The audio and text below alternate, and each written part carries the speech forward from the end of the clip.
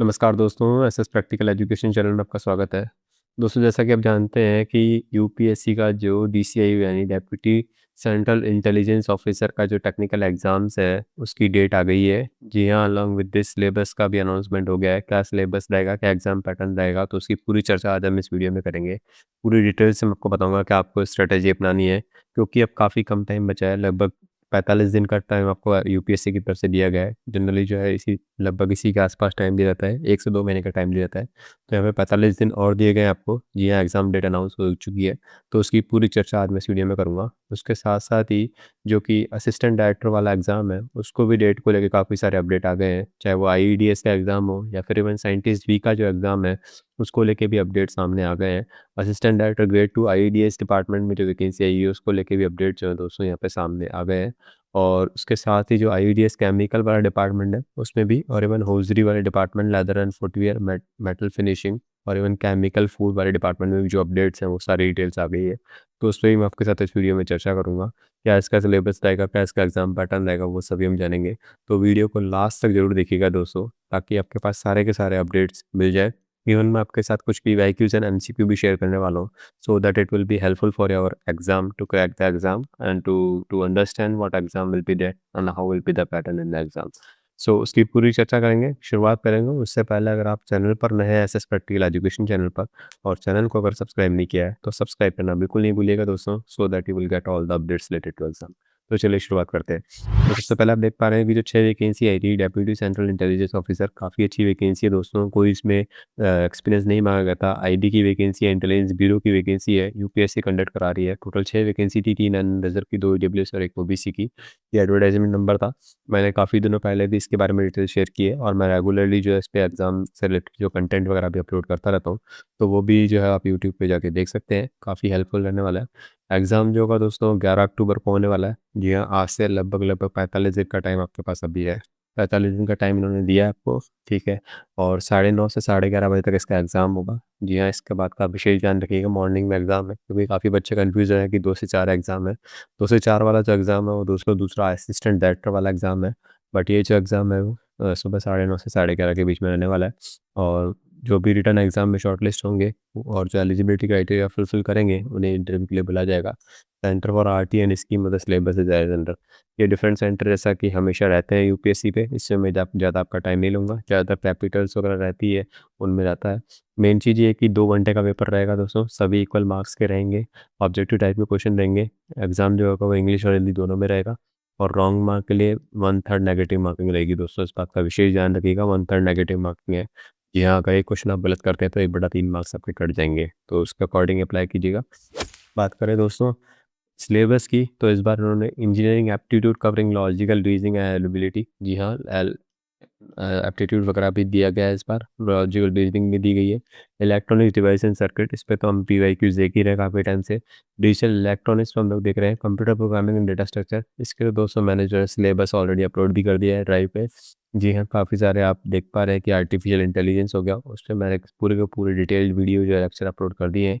और even cyber security network को लेकर जो है दोस्तों कंटेंट अपडेट कर दिया है। इवन मैं आईओटी के जो कंटेंट है वो भी प्रिपेयर कर रहा हूँ, जो कि एचपीसी में भी आपको काफ़ी हेल्प करेंगे। तो वो भी मैंने काफ़ी ज़्यादा अपलोड कर दिए हैं। तो अगर आपके पास ये कंटेंट अभी तक नहीं पहुँचा हो, तो आप मुझे कमेंट करके भी रीच आउट कर लीजिएगा। मैं डेफ़िनेट सी बात है, ये भी डिटेल्स आपके साथ शेयर कर दूँगा। उसके अलावा माइक्रोवेव इंजीनियरिंग रडार सिस्टम के बारे में रहेगा सिलेबस, सैटेलाइट कम्युनिकेशन के बारे में क्वेश्चंस रहेंगे, सिग्नल एंड सिस्टम के बारे में, डिजिटल सिग्नल प्रोसेसिंग कैसे होता है, काफ़ी इंपॉर्टेंट है दोस्तों एग्जाम पॉइंट ऑफ व्यू से, तो उस पे क्वेश्चंस रह सकते हैं। कंप्यूटर ऑर्गेनाइजेशन और ऑपरेटिंग सिस्टम, डेफिनेट सी बात है ओएस जो है वो काफ़ी इंपॉर्टेंट रोल प्ले करता है हर एक एग्जाम में, तो उस पे जो है क्वेश्चंस रहेंगे। Computer network and cyber security काफ़ी ज़्यादा इंपॉर्टेंट है, रहने वाला है। Wireless communication networking, again one of the important topic है, नेटवर्किंग काफ़ी ज़्यादा important exam point of view से रहेगा। एआई आर्टिफिशियल इंटेलिजेंस, जैसा कि मैंने आपको कहा कि इस पे मैंने ऑलरेडी कंटेंट अपलोड कर दिया है। इवन मैंने पीवाईक्यूज़ वगैरह सेक्शन वाला भी जो है वो ऑलरेडी अपलोड कर दिया है इसको लेके। तो वो भी आप जाके यहाँ से पीवाईक्यूज़ या फिर एमसीक्यूज़ है वो सॉल्व किए हुए हैं, प्रॉपर तरीके से सॉल्व किए गए एमसीक्यूज़ है। तो वो भी जगह पे चैनल पे जाके देख सकते हैं और वो जो है ऑल एमसीक्यूज़ भी गो थ्रू कर सकते हैं, सो दैट आपको एग्जाम पॉइंट ऑफ व्यू से काफ़ी हेल्प मिलने वाला है। और इंटरनेट ऑफ थिंग्स, जैसा कि मैंने आपको कहा भी, इस पे कंटेंट जो है मैंने ऑलरेडी अंडर प्रोसेस है और मैं इसको भी काफ़ी जल्दी जो है वो साइट पे अपलोड कर दूँगा, ताकि आप और इवन यूट्यूब पे भी चैनल से इसके वीडियोज़ अपलोड कर देंगे, सो that you will go through those also. तो ये तो हो गया डीसीएयू की बात दोस्तों। जी हाँ, एक और चीज़ इसमें याद रखिएगा कि जो जनरल ईडब्ल्यूएस कैटेगरी है उनको मिनिमम 50% मार्क्स लाना ज़रूरी है और ओबीसी को 45% मार्क्स जो है लाना ज़रूरी है इंटरव्यू के लिए। जी हाँ, नो डाउट जो रेशियो है वो 75-25 का रहेगा, यानी 75 मार्क्स आपके रिटन वाले कैलकुलेट होंगे, 75 परसेंटेज क्राइटेरिया उसका रहेगा और इवन 25 परसेंटेज क्राइटेरिया आपका इंटरव्यू का रहेगा। तो अगर आप रिटन में अच्छा स्कोर कर लेते हैं तो चांसेस काफ़ी हाई रहते हैं सिलेक्शन के। बट हाँ, मिनिमम 50% तो कैंडिडेट के मार्क्स आने ही चाहिए इंटरव्यू में, तो वो भी एक चीज़ आप याद रखिएगा। और सेंट्रल को भी टेस्ट वगैरह को चेंज को अलाउ नहीं किया जाएगा। बात करें दोस्तों उसके अलावा जो असिस्टेंट डायरेक्टर वाला एग्ज़ाम की बात कर रहा हूँ, तो उसमें भी सेम पैटर्न रहेगा, 2 घंटे का वही पेपर रहेगा, वही सेम सिटी जहाँ पे दी हुई है। ऑब्जेक्टिव टाइप के क्वेश्चन रहेंगे, 1/3 नेगेटिव मार्किंग यहाँ पे भी रहेगी, तो उसको मैं रिपीट नहीं कर रहा हूँ। मेन सिलेबस पे आते हैं। कॉमन सिलेबस पहले देख लेते हैं, aptitude covering logical reasoning and analytical ability, यही सिलेबस उसमें भी था डीसीआई में, तो यहाँ पे भी वही रहा है। मैथमेटिकल न्यूमेरिकल एबिलिटी, ये तो ऑलमोस्ट सिमिलर है जो कि डीसीआई में रहने वाला है। ये थोड़े से नए टॉपिक हैं दोस्तों, basic of energy and environment, basic of project management SPM जो रहता है, सॉफ्टवेयर प्रोजेक्ट मैनेजमेंट कैसे मैनेज करते हैं, इसके डिफरेंट एक्टिविटीज़ होती है, लाइक डिफरेंट चार्ट्स वगैरह यूज़ करते हैं, ठीक है, वो सब आपको पता होना चाहिए। पूरा साइकिल होता है सॉफ्टवेयर प्रोजेक्ट मैनेजमेंट साइकिल का, प्रोसेस वगैरह क्या होता है, क्या फ्लो होता है, कैसे वर्क करता है, वो सब आपको पता होना चाहिए। मटेरियल साइंस के बारे में आपको पता होना चाहिए, ये काफ़ी ज़्यादा इंपॉर्टेंट है। Information and communication technology, ICT के जो टूल्स होते हैं, एप्लीकेशंस होती है, जैसे नेटवर्किंग हो गया, ई गवर्नेंस हो गया, टेक्नोलॉजी बेस्ड एजुकेशन हो गया, इनके बारे में आपको पूरी जानकारी होनी चाहिए। And human values and professional ethics, इस पे तो मैं दोस्तों काफ़ी सारे जो एमसीक्यूज़ आपको ऑलरेडी करा भी चुका हूँ human values and professional ethics पे, तो ये भी जाके आप देख सकते हैं दोस्तों, काफ़ी ज़्यादा इंपॉर्टेंट है एग्जाम पॉइंट ऑफ व्यू से। और सेम क्राइटेरिया यहाँ पे भी रहेगा, जो कि असिस्टेंट डायरेक्टर वाला एग्ज़ाम है, उसके लिए भी सेम क्राइटेरिया रहने वाला है। इवन साइंटिस्ट भी के लिए भी, साइंटिस्ट भी। और बट एक चीज़ और दोस्तों आप याद रखिएगा, ये भी एग्ज़ाम जो है 11 अक्टूबर को ही होगा, बट इसका जो टाइमिंग है वो 2 से 4 के बीच में है।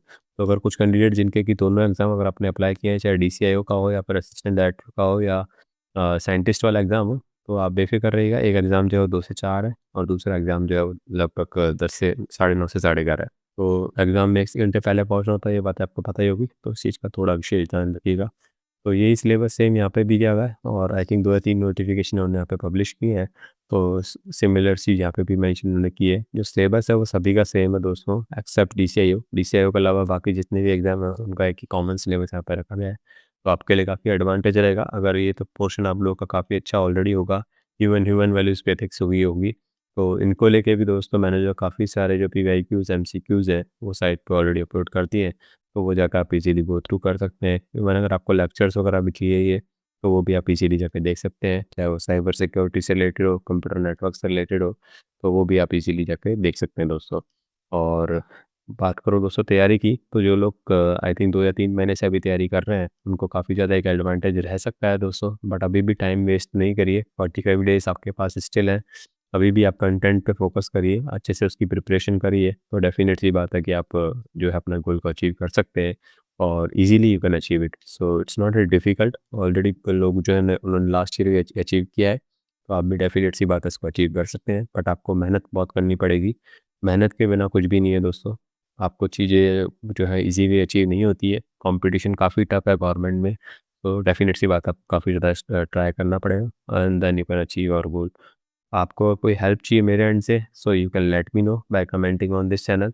चैनल पर नए हैं तो चैनल को सब्सक्राइब करना नहीं भूलिएगा दोस्तों, and once again thank you so much for watching the video and have a good day.